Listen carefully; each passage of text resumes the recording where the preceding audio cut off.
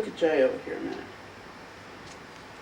Jay's been floundering out in this everyday Western world, having a hell of a time because he's like a sponge. He just absorbs everything once more, and he's full native.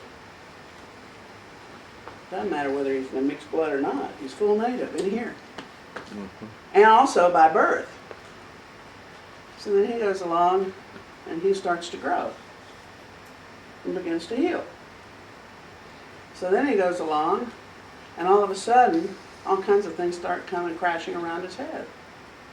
So then he calls Sally and Anita and says, I'm in trouble. And they go get him and take him up to the land. And then he comes here and he does a piece of work. And then 2 days later we head off to the reservation. And all kinds of things start taking place. And he gets up to, so we finish on Sunday.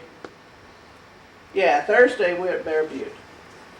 And then we go over to the Black Hills and we get up to Needle Rock. And Jay says, I'm tired of being a warrior of war. I want to be a peacekeeper. I want to give up. Careful what you're asking for. So that's what he's decided. Okay. So we go on, we do what we do, and we head back to Texas, and we make this stop in Munster, and we meet Mary and the kids, and have a really nice evening. Head back, and Jay is just in shock over the fact that that's taken place. So Anita, and things actually went real well, and then 3 days later, or 4 days, or a week, or whatever it was, not even a week, because that was, anyway, Mary calls and says, you know, if you want to come get Lance, you can come get him.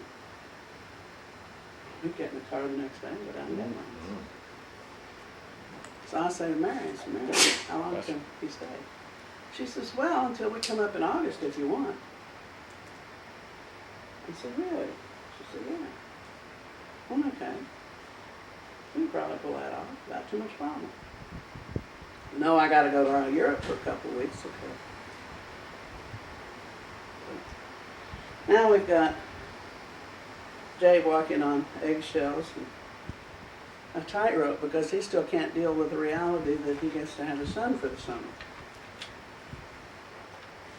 And he's real happy.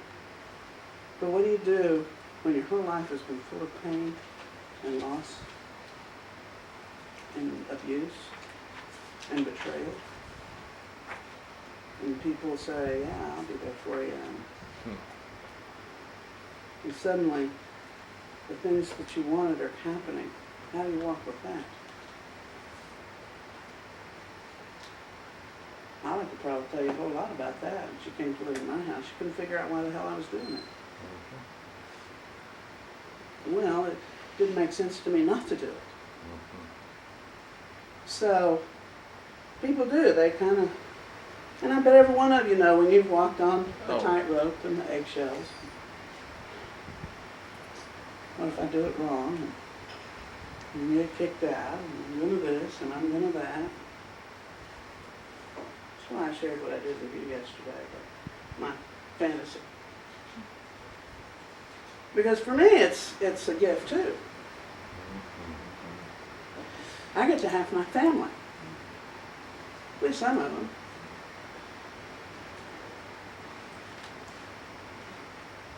And we have a need. Talk about wanting. It's more than wanting, it's a need. That's what that first quadrant is about. It's when you wake up as a child, as 2 months old, you look around and there are people there. We have a need for a community. We have a need for a family. We have a need for people who are going to be there for us and who are just simply going to love us, whatever the hell that means. It's not a want. Want comes later. It's a need, like we need to shit, we need to pee, we need to cry, we need to be warm, we need to be cool. We need nurturance. We need contact. We need that.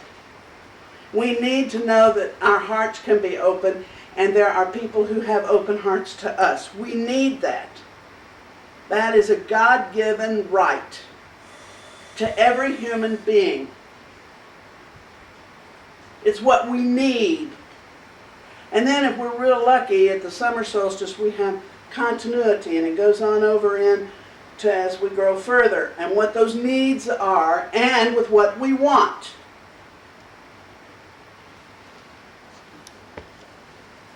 It's part of our beingness, who we are as beings, on a physical level, on an emotional level, on a mental level, on a spiritual and soul level, on a consciousness level.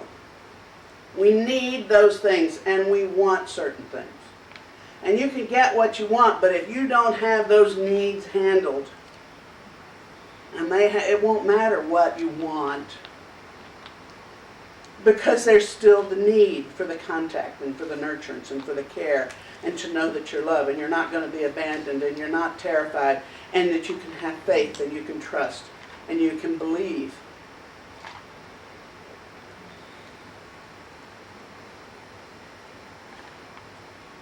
And if you don't get it, I don't care how much is going on around you, you contract inside yourself and nothing can get in. It's real dense. As you begin to get those needs met, you can expand. And with that expansion, you can relate to yourself and to other people. And it's all right. Now, with Pat, whatever happens 10 years ago after being part of the Native American Church for a long time, it got taken away. She came back to the white world. She had all kinds of things she had to do. And if you found a place that you can call home, and it's truly yours, and it gets taken away, that's contraction.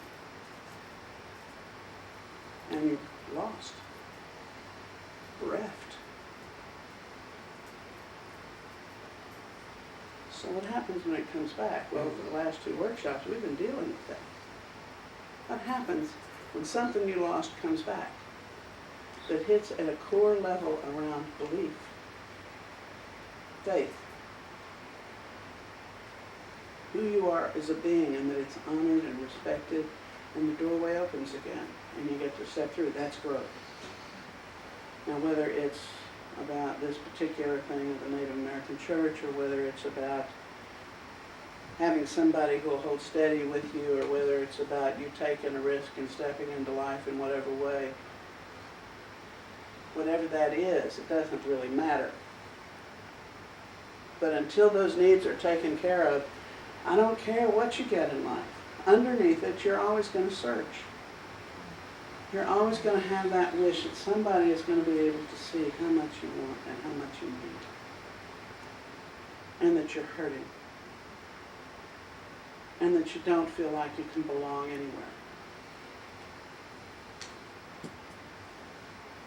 That you're, that somehow you're shut out. You're an isolate. And you're frozen. And you're full of shame because that's not how it's supposed to be. And it's not even your shame. There are things we do in life we need to feel some shame about. I'm not part of the camp that all shame is a bad thing. Shame is an essential thing for the development of who we are as beings, for the development of our conscience, for the development of our morals and our ethics. And that's part of how we build our own internal boundaries based on boundaries that we've been shown as we grow and develop. Some of those boundaries we need to blow apart, and some of them we need to reinforce. There really is a way that we need to live that is in harmony and balance with creation. That's a hard thing to do too. I'm a vortex of energy. That means that anybody who comes into my sphere and says, I need or want these things, I carry a responsibility for. That's a serious thing for me. I don't play a game with that responsibility.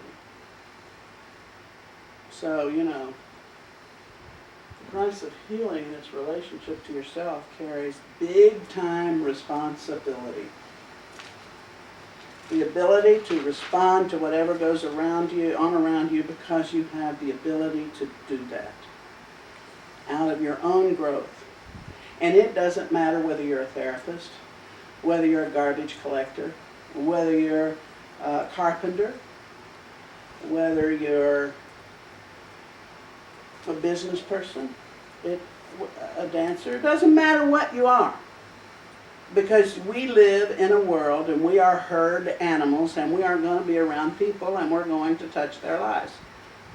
And we can either do it with shit or we can do it with goodness, whatever the hell that means. As it's framed around integrity and the way we reflect who we are. Sometimes it doesn't have anything to do with how we perceive ourselves. Now, everybody who was in the room last night and watched Holly direct saw her presence. Mm. And it was magic for all of us to see. Yes. But that has no meaning to her, right? As far as what people were saying to you. Is that true? No, not entirely. Okay, Good. good. Good. So, you know, what we're capable of doing isn't necessarily how we see ourselves. And so when it gets acknowledged or someone holds that vision or that image for us, it gets to be tough because then we think we have to measure up. Now let me tell you something. There was a time when I worked in a metaphysical institute where I worked with all the people who were learning about metaphysics and learning about the New Age stuff and their growth and who they were and wanting really to master some of this stuff. And I did the personal growth work for them. But at that point in time, I worked with a woman who was the head of that institute who looked at people's potential and then declared that for them. But they hadn't done the work to reach their potential.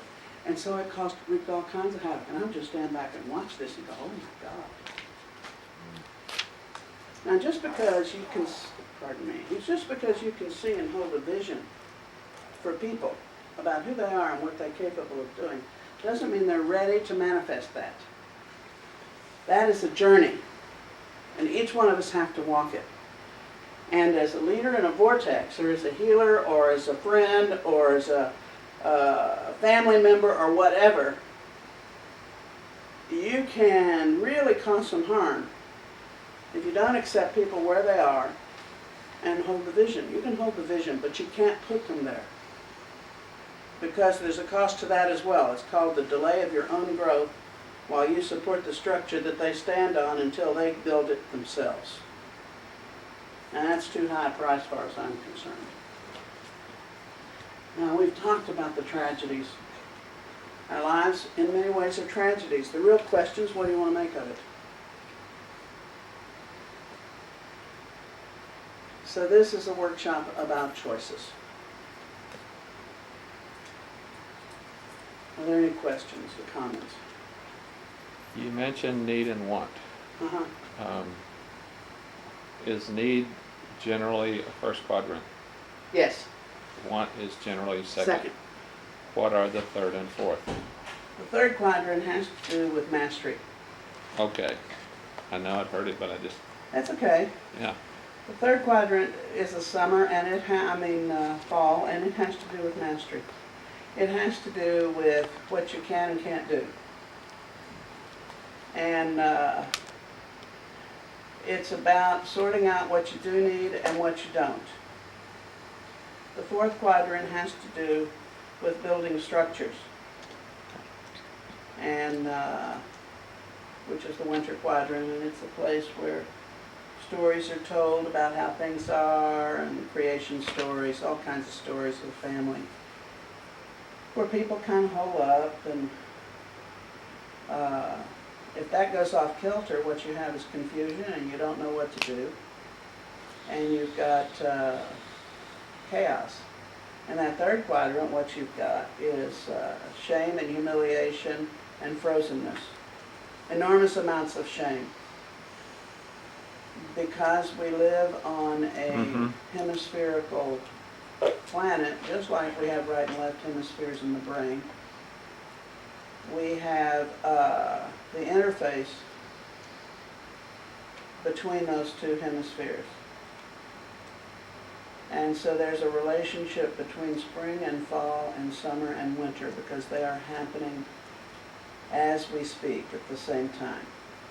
And most people don't think about it. They think we just live here and that's it, and they think in a linear manner. We do not. We live on a spherical planet, and we are dealing with spherical energies. We just happen to be on a journey, walking in a particular way that enables us to artificially create a timeline as a structure. It's a structure. But it is a relationship. Okay, that's enough for now, and it's time to go to work. So let's take a quick break. Everybody move around a little bit. I got him. Am I coming close? Yeah.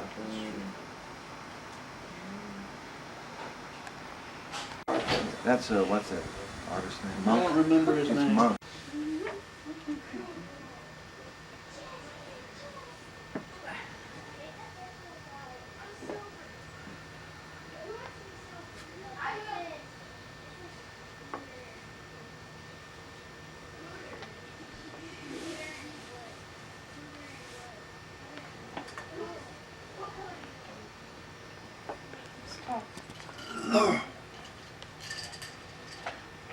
So these are, we're gonna share a little bit of these things, and what we share a little bit about these ways is that when anytime then you have questions, then you can ask them. And we'll share with you what we know that's been working for us. So there's these feathers here. These feathers that are here, and the gourd. These things choose to use, and in remembering of our grandfathers and their ways of life over there, like these pictures here. This is all the dreams and the visions of our grandfather's dreams and their visions. See, before we knew anything about the feathers or anything, we had dreams. We had many dreams about wondering or looking at God from another point of view. Looking at this creator from another point of view. See what that looks like, because we only knew God from a point of view of someone showing us and raising us how God should be, or what this way is supposed to be, or what this religion, or what this is supposed to be. When they raised us that way, that's the only thing we know and nothing else. But there are some of us out there, the natives, like our grandfathers, they make a prayer and say, God, we need to look at you from another point of view. See what you look like from that point of view, even though you are the same creator. See what it is, see how you dress, see what it's all about on that side. So when we did that, first thing we did was the bird people have come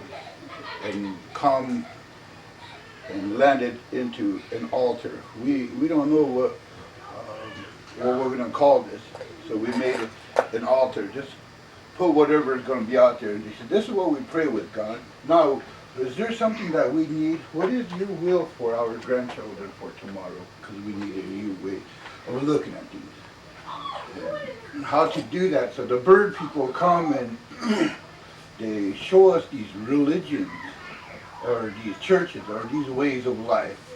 So the bird, they come, see, at that time, we knew nothing about South America, or North America, or South Dakota, or Texas. We never knew those things, because at that time, wherever we put our feet, that is where we are from. Wherever it is that we sit down and pray, that is where we are from. That is where our home is. We are native to this land. So wherever it is, we are at home. So when the bird people come and say, okay, I'm going to teach you some songs, So some of the songs that we use are from the bird people, or a way of talking to the Almighty, the Creator. Like I was looking at some of these here things, and there was one here, like the sweat lodge, or all of this, the altar right here, this man singing. See, all of these things are dreams and visions that we had, that the Almighty, the Creator, put it all in one, but they all come in separate times, separate decades, or separate times. So the bird, let's use this one right here, the water bird. The water bird. We use the water bird. One of the things that come to us was an eagle that come to us, and a water bird that come to us, and say, okay, this is the new religion that I'm going to show you how to be caretakers of, and to be balanced of the male and the female with that in this religion, because it's going to take a male and a female to make this way of life happen. In order for this way of life to happen, you must have children and grandchildren, and guess what it takes to make those male and female energy to make that happen. So that this religion, this new dream, this new vision that I'm going to show you will continue forward. So the water bird has come, and the water bird the feathers come into the females and say, okay, the females are going to be the caretakers of these feathers. So when they get to a certain age, or even when they have children and grandchildren, and those, they use these feathers to bless their children and their grandchildren. Or the things that they're going to do, then they bless them.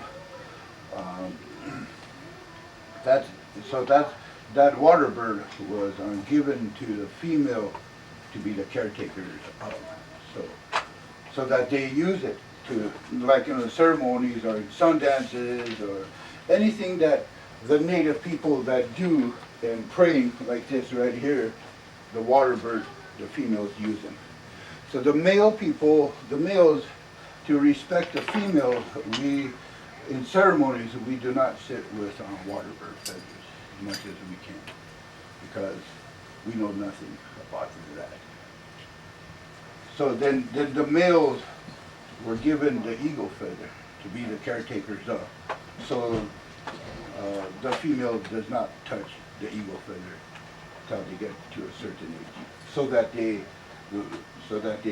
because the males, they pray with the water, they dip in the midnight, they dip it in their water and they bless things with it. In the morning, the female bless, they dip it in the water and they bless things. Because there's a male water, and then there's a female water that comes into this ceremony. So that's a little bit about the water bird. And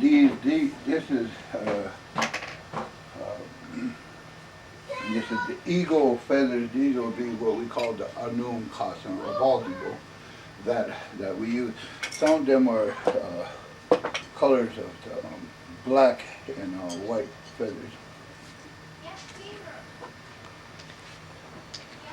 So these are some of the things, like for the water bird and then the eagle feathers, that's where we use them for. So we learn songs from these eagle feathers, and there's songs for them. So when time comes, and so all of these, there's always reasons why the feathers are the way they are, built the way they are, for a way, like hawks, or for certain times we use them, and then the macaws. These are the things. So while we're there that far into a little bit into that, have any questions about the water bird? Or The eagle feathers? I have, where did they come from? Those, water birds and.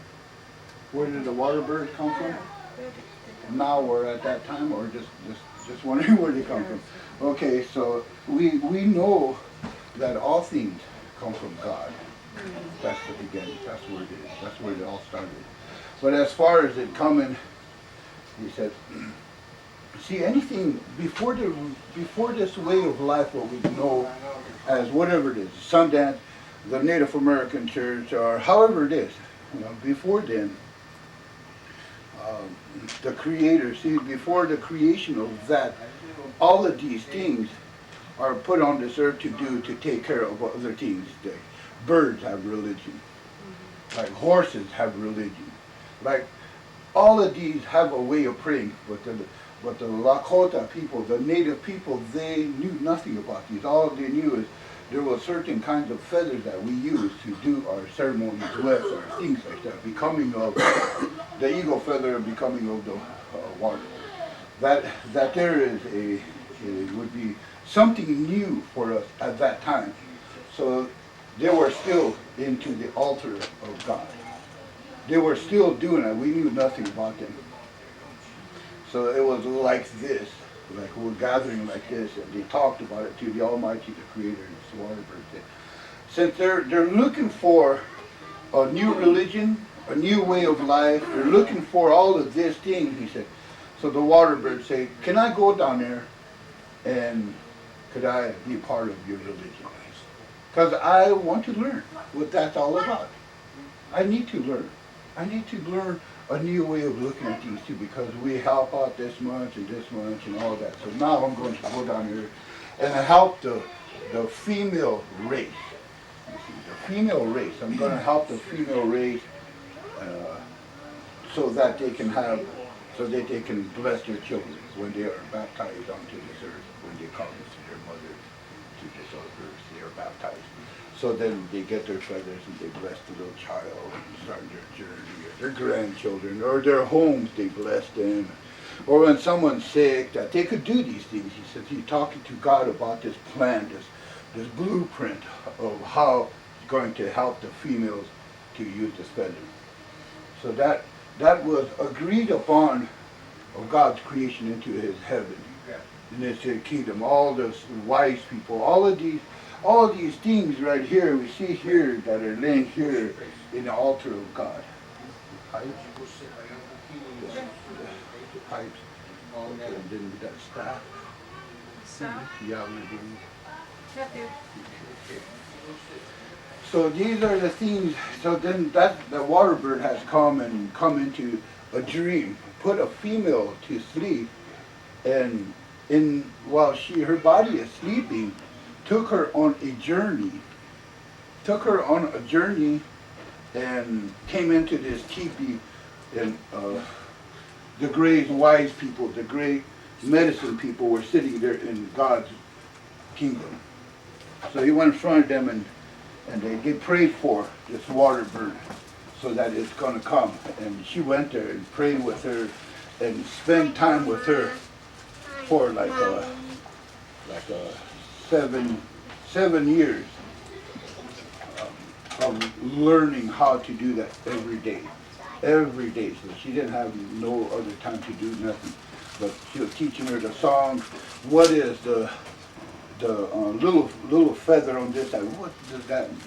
All of these feathers have a way of doing things.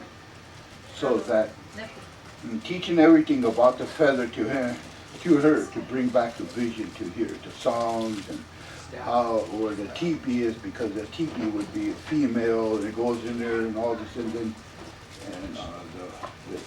the eagle feather is done the same way with the male clothing, just like that. But that's where it began from, because someone made a prayer. Someone said, I want to learn. I want to see something different from what I've been taught. There's two things the Lakota been doing, the native people has been doing. There's one that we are taught to do and think to do something and to live a way of life. And the other one is that you come and you do it on your own, And when you do it on your own, then you're not programmed because you become a way of life. Now you're going to know what you're doing. The other one is that you're going to know enough that that's somebody else's dream. That's how it works for them. So he said, God looks like that. That's all. God looks like this, or God looks like this. Our grandfathers say God looks like this, but our grandmothers say God looks like that. It didn't work out in there. So then we go in there and see for ourselves, hey God, what is it? What do you look like? From our point of view. So God takes us in, because that's the point of view, what God looks like this is what God looks like to me. And what does God look like to me? Okay, so I used to think, say, my father said this is holy, so I believed him because my father said so. Or I believe this is sacred because my great teacher said that this is sacred. So I believed that way for many years until I come to a point where it's okay, I'm going to see what they're saying, see if that's what it is for real. And I said, okay, teach me, show me, guide me into this. I want to learn.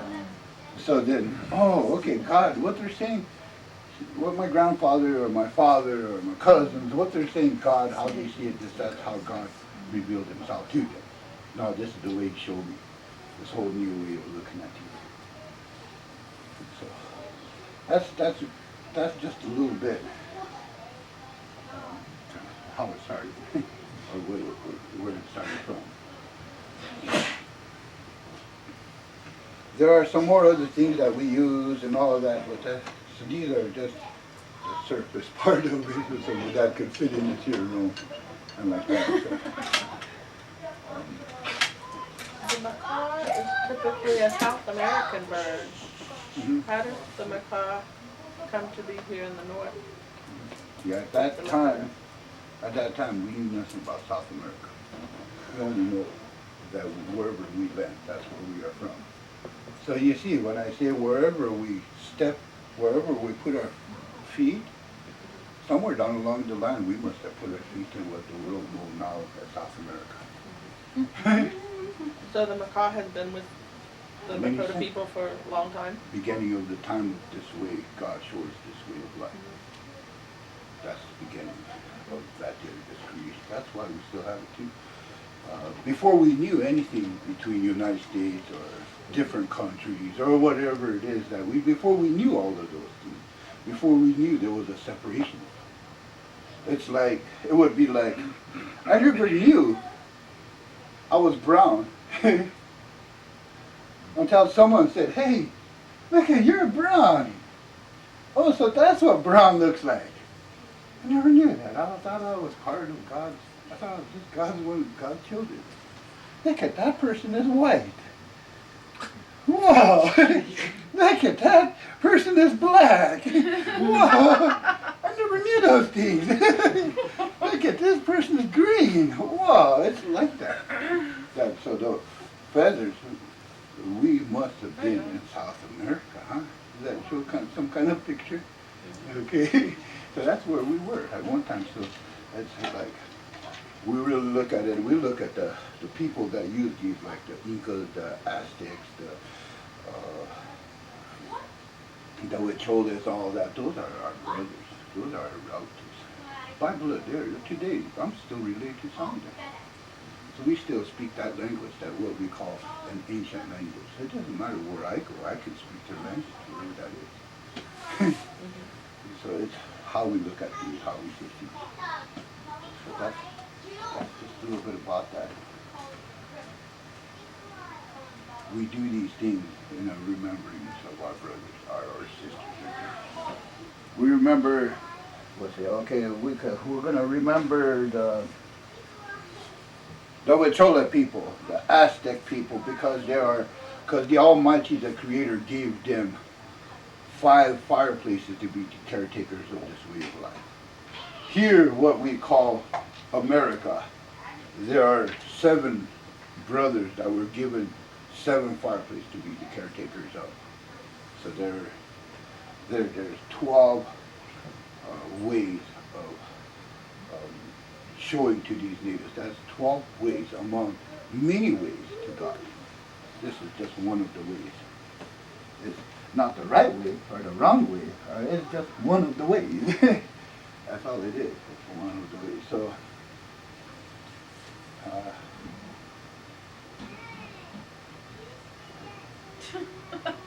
Okay. Oh, wow. usually touch what's on what. While my husband was talking, I was going around visiting United Kingdom. We put these out here, and I thought they would be good to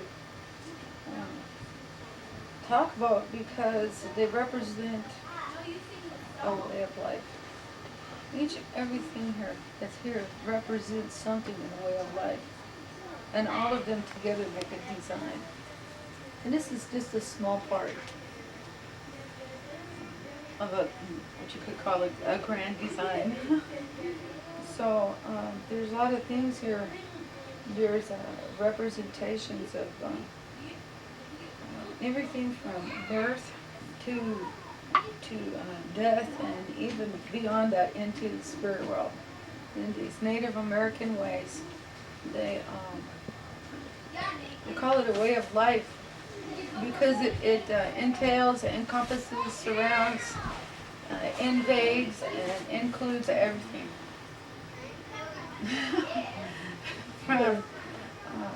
From birth until taking care of your relatives who have passed over into the spirit world and remembered in some way. And they have memorials that go along with that. And even beyond that, they have songs and have everything. And even beyond that too. Because through these songs that they sing and through keeping them that way, through the future, then the ones who have gone before us, way even into the past, they have a way to be present here now. And so these things represent my life. There's my family in here, me, myself, my husband, my children. There's me, okay? There's me and my husband. There's me and my children. And then there's our relatives. They're all right here. They're all right here. The medicines that we use. Even our grandchildren are here. You know, hopes and dreams, they're here. Even my husband and I, you know, our relationship, the things we do for each other, they're here. The church, it's here. There's all kinds of medicine and everything. And that medicine in our lives, the way we do things, this medicine is the center of everything that we do. God Himself is medicine. He put this medicine on this earth. And so this medicine here is the great servant of God. It's the spirit He put down on this earth through this plant right here. And so we have all these kinds of things that go with these things. And then our relatives, they have those things too. But even if they didn't have all this right here, they have their faith and they have God. Mom. They have this medicine. And this medicine makes the way for them. So there's a lot of things here. These all represent what we pray with and how we pray and the things we do, see the things we make. And so these are all things that we could talk about. There's a little feathers right here. It has this medicine wheel right there.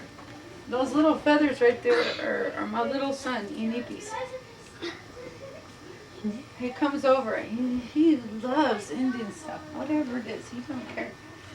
Pershals, he really. And so then he wanted some feathers for his hair, so my husband, he put those feathers together for his hair.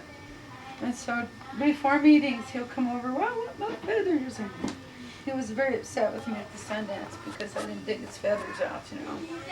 And, but those, to me, I look at those and all those things right there, because to me, I look at him and he represents the future, the way he is and the way he's learning. Even came into this room and saw this in radio, he stopped. And from when he was, before he was born, when he was born, when he was a week old, we had a dedication for him, a child blessing. And my brother-in-laws were there. We had a meeting for him. And they held him and they prayed to God. And so he's dedicated and blessed. He's blessed in this church and dedicated towards it. So the way that we want it for him is that as he grows in these ways, this is what he knows. To him, this is normal. The outside world and what they do out there, that's off. That's the way we want it for him. We want him to go to school so he can learn how to function in that world out there.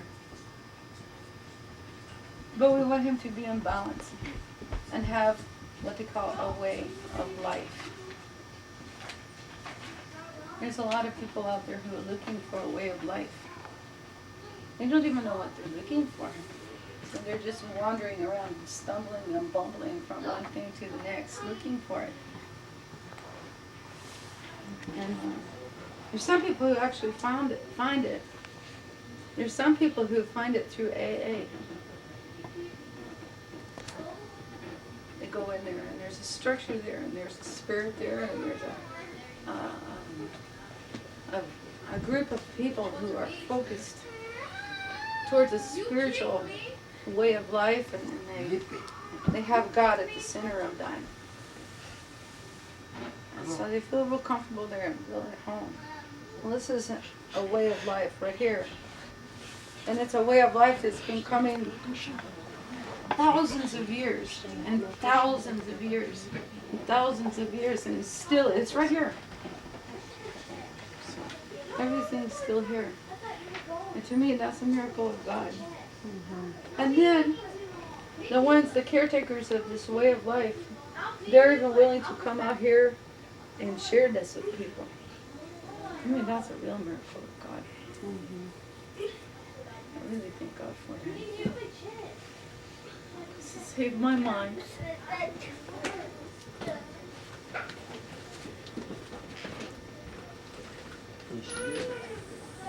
Yeah. So, I don't know how it is for other people, but for me, this medicine sits at the center right here. Everything comes out of it, you know. To me, it's not like in these ways. That's how it was for me. Is this medicine? Everything came from out of this medicine in these ways. This medicine that's sitting there, that green medicine, I took that one, particular one out of that. We're going to make that into a chief for my son Malcolm. He's 19 years old. He has a girlfriend. They pray together. Jeez, they're even talking about the N-word. You know, I've heard them mention that word when they were together. So I was thinking about it, you know. I was thinking, fixing that up for them. They can have something to begin what they're trying to create for themselves together. That's what maybe 20, 30 years ago. Have a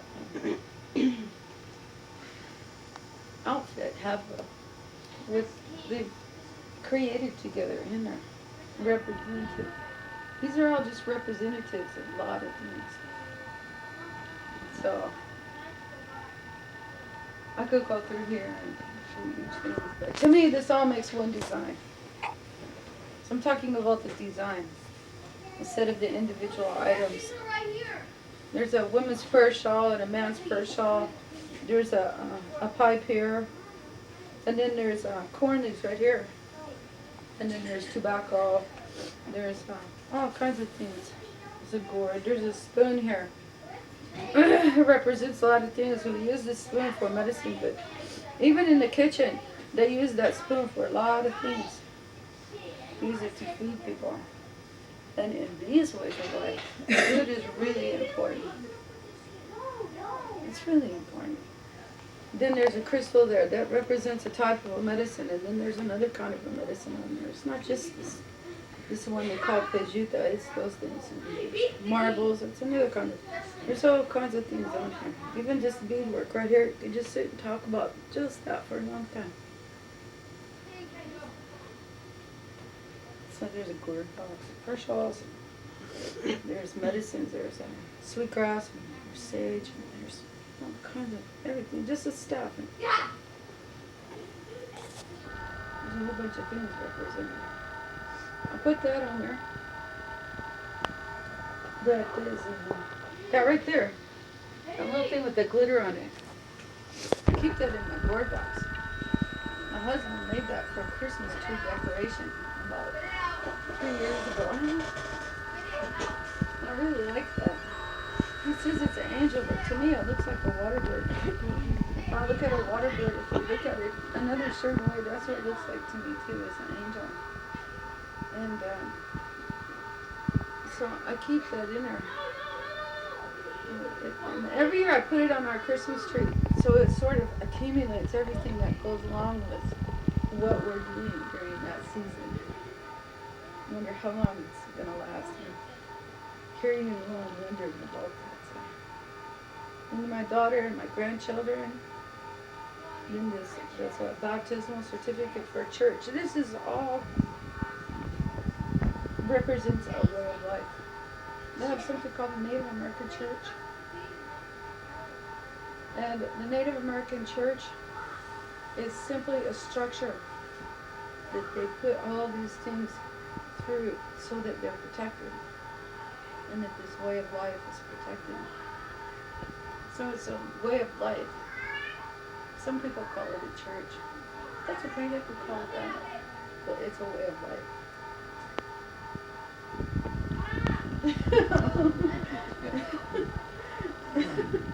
So what Cassie's talking about, any questions or anything for that? Wonder? Let it go. Maybe sure to steal some checker pieces.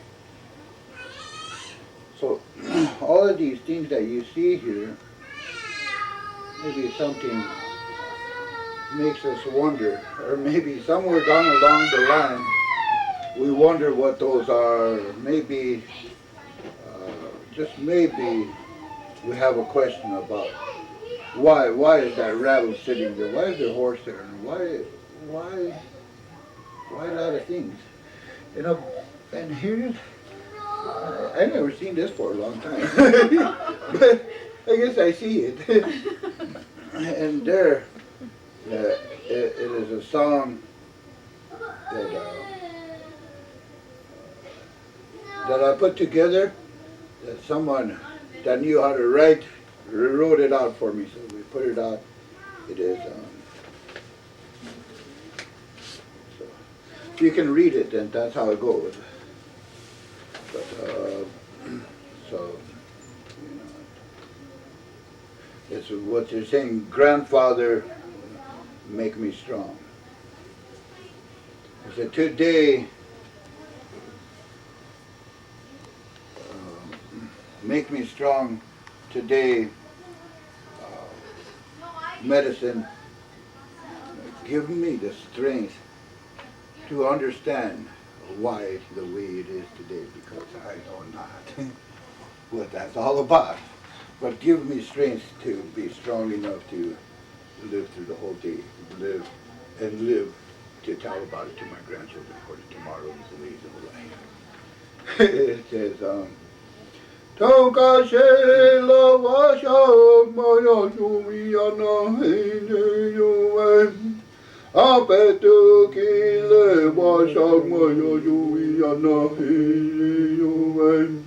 Apetu kile pejuta ki yuha chechi tije lumiana he. Chechi tije lumiana he. Chechi tije lumiana he. That's it. It's all right. It's okay. put that together for her one time. And then she still has it. That is cool. Oh, hey, so anytime if you're curious about something, what it is, please do ask. Because if you don't, then we don't know what it is. It's just whatever it is. So, taku ne hina ni glushtan ke ha. Ijo nukhtan taku taku ni glushtan ke ha. Den kalkulu no gula kam So glushtan. y'all ask questions. So good don ni glushtan ke ha. The number hiu ke na ho. Wat jun ke na wat je ni king glushtan ke. Don't gehakt ke so as ni. Pick some. So we're going to travel to the next moment, and this is one of my older brothers.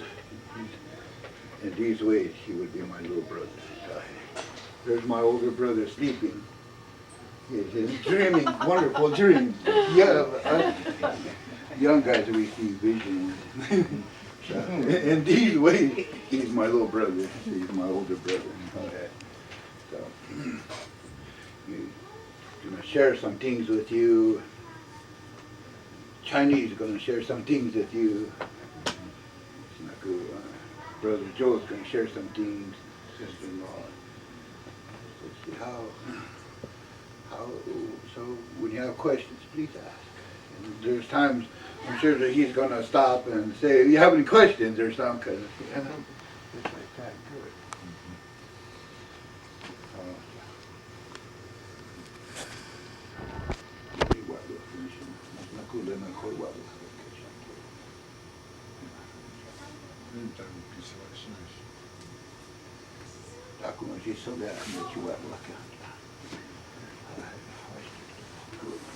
Oh, I just want to say good afternoon.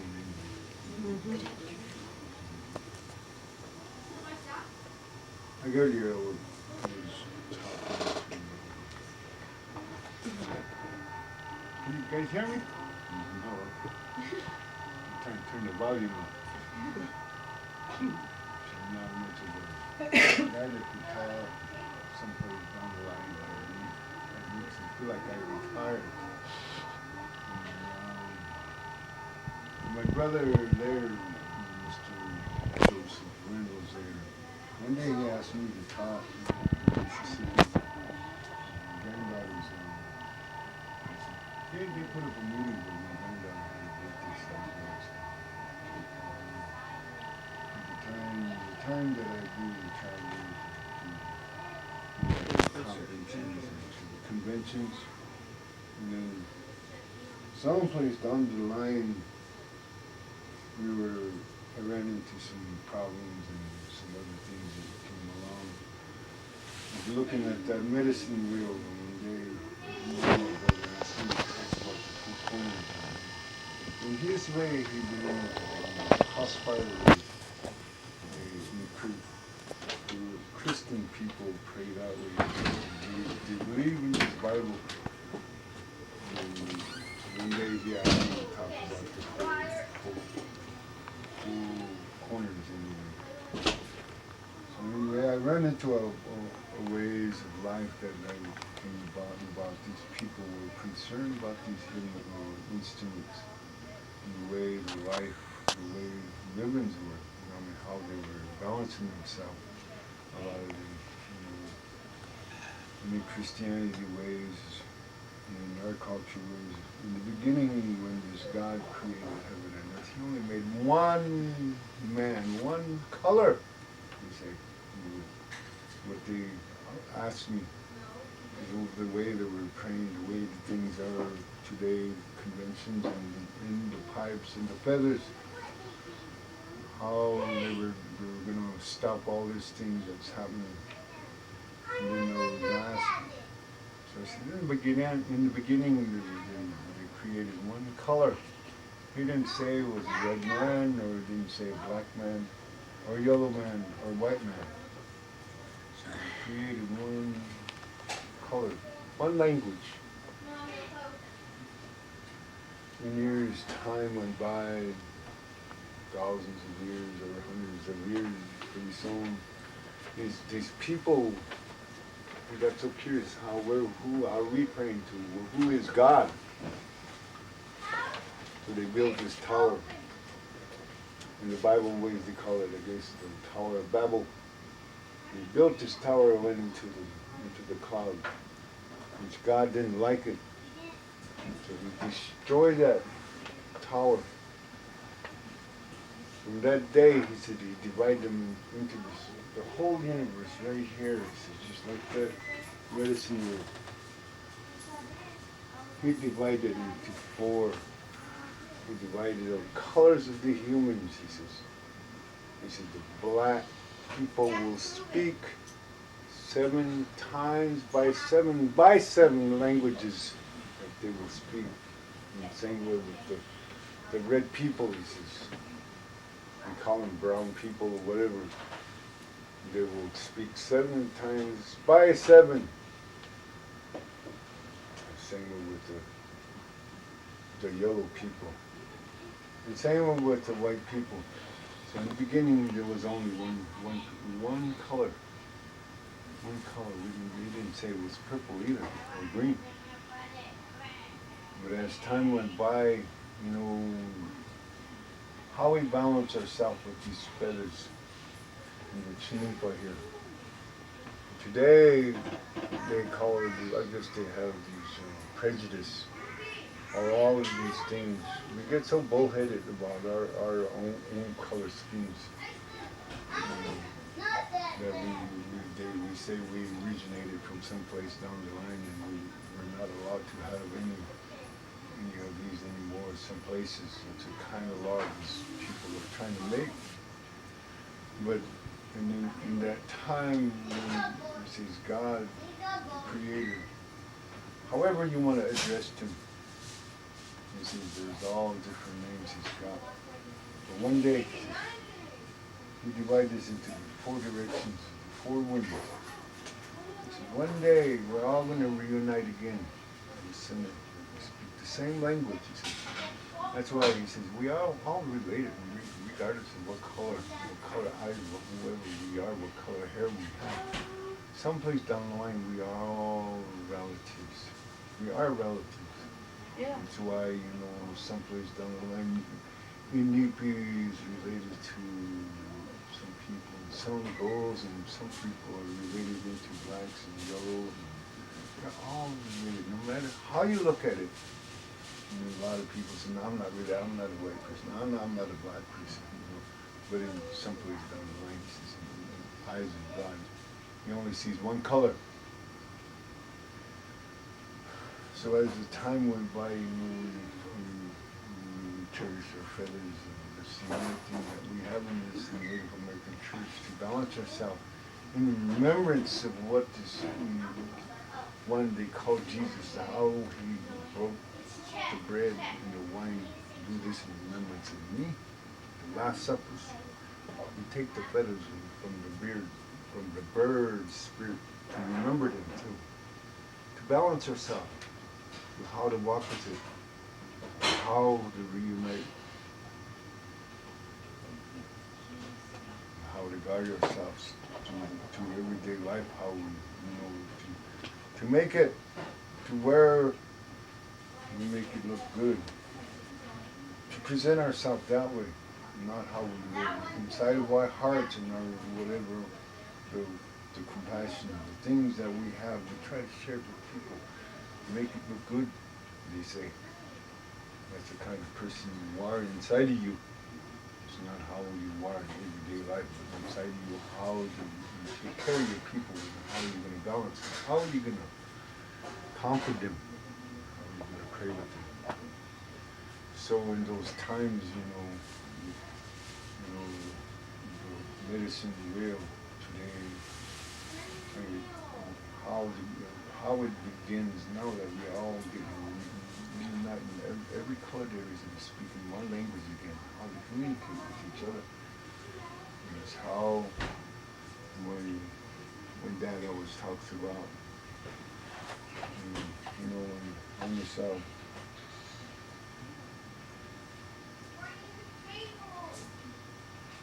I like the way way, like she says, the way of life. This is the way of life. And the half moon way is how to communicate with the inside and outside with the spirit that we communicate.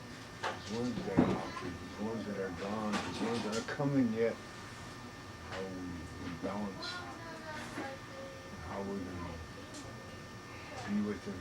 During our ceremonies, through these fires and through this medicine, and how to get along the relationship with this medicine and the spirits and these instruments, how we're going to take care of it. If we take care of it, it will take care of us too. That's why I said, always look at yourself first. Try to respect yourself. Try to put that love inside you. Put that peace in your heart. Before you say, I respect you, I love you, I care, how to balance with that. That's why we have these balance. Sometimes we forget and take and put some more air, remind ourselves, pray that way. That we have many days of our lives, of course, we have a perfect life. We walk with these. There's songs with it. Songs how we're going to carry on, walk with it in every day too. In every way there is a song. In times we used to have seasons, and even towards the evening till morning we had songs of all occasions. Today, the new generation, we're trying to bring them in. We're trying to pray with them. So a lot of people, we don't teach them. So we sing anything that comes along. As long as there's prayers, there's songs. How to balance is the most important things. So how we're going to balance it. That's what this here medicine is all about. And then when you know how to do it, just like my dad says, if you're going to use this word, mitako asking all my relations, don't just say it just because people hear you. Yeah. Live it. Get along with the black, white, red, yellow.